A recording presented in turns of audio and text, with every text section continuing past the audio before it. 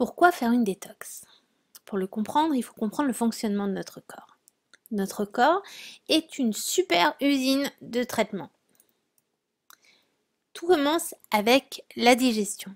Dans le processus de digestion, tous les aliments qu'on va manger vont être transformés selon différentes étapes pour devenir des nutriments qui vont pouvoir être utilisables par notre corps pour fonctionner.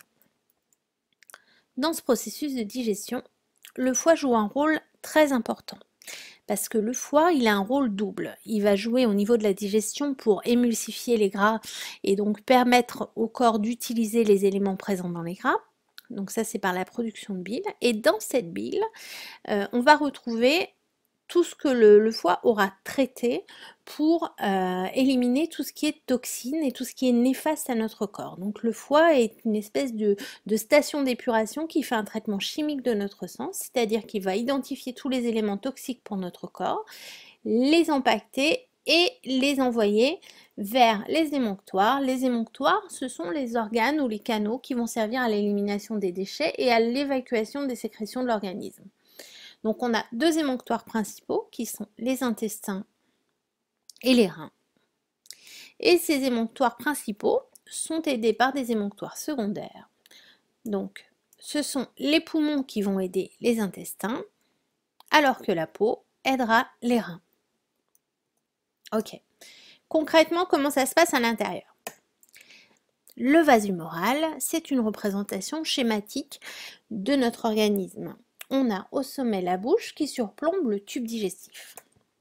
Les flux sanguins, les flux lymphatiques, les liquides extracellulaires et intracellulaires sont représentés. On va aussi trouver les émonctoires principaux, les reins et les intestins. On va ajouter aussi le foie et la vésicule pour leur rôle au niveau de l'élimination des toxines. Et les émonctoires secondaires que sont la peau et le poumon. Donc, quand on mange, qu'est-ce qui se passe? On va manger des aliments qui vont être transformés par notre digestion. Dans ces aliments, si on regarde de plus près, on y trouve des nutriments.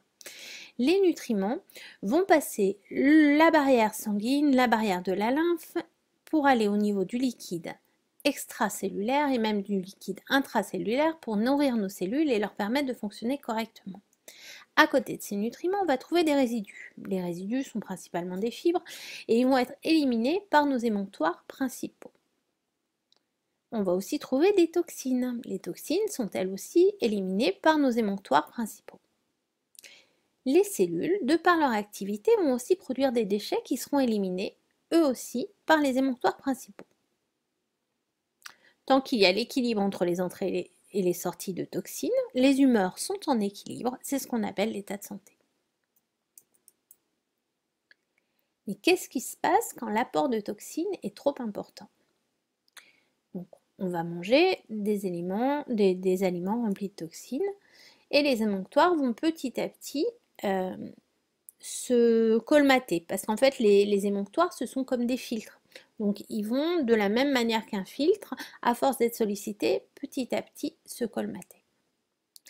L'évacuation est alors perturbée. Donc le niveau de toxines petit à petit va augmenter, notamment dans le sang. C'est ce qu'on appelle l'encrassement du sang par les toxines. Face à cette situation, le corps va réagir pour rétablir l'équilibre. Donc pour cela, il va faire appel aux émonctoires secondaires. Donc quand le corps sollicite les émonctoires secondaires, on va avoir des réactions notamment au niveau de la peau du type bouton, acné, démangeaisons, eczéma, enfin toutes les irritations de la peau. Et quand le corps va faire intervenir les poumons, on va avoir des réactions du type rhume, sinusite, otite, bronchite, asthme, enfin toutes les infections de la sphère ORL. Mais voilà, les émonctoires secondaires, si l'apport de toxines continue à augmenter, peuvent eux aussi se colmater. Donc le niveau de toxines va continuer à augmenter dans le sang pour petit à petit devenir tellement important qu'il va aussi encrasser la lymphe. Donc l'encrassement va devenir plus profond. Il va aussi pouvoir encrasser tout ce qui est le liquide extracellulaire et même le liquide intracellulaire. Quand on arrive à ce niveau d'encrassement, le fonctionnement de nos cellules est grandement perturbé, notamment tout ce qui est communication. Donc notre corps ne fonctionne plus comme il le devrait.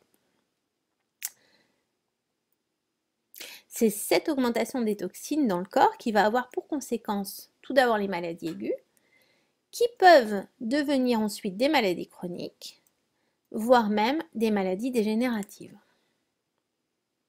Ok, ça c'est le constat, mais on fait quoi pour stopper ça? On fait une détox. Une détox, on va commencer par limiter l'apport de toxines. Donc, cette détox, en limitant l'apport de toxines et en aidant aussi à nettoyer les émonctoires, va leur permettre de s'ouvrir petit à petit.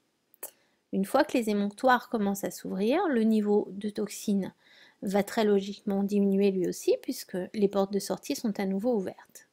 Et petit à petit, en limitant les toxines dans le corps, on va retrouver l'état de santé.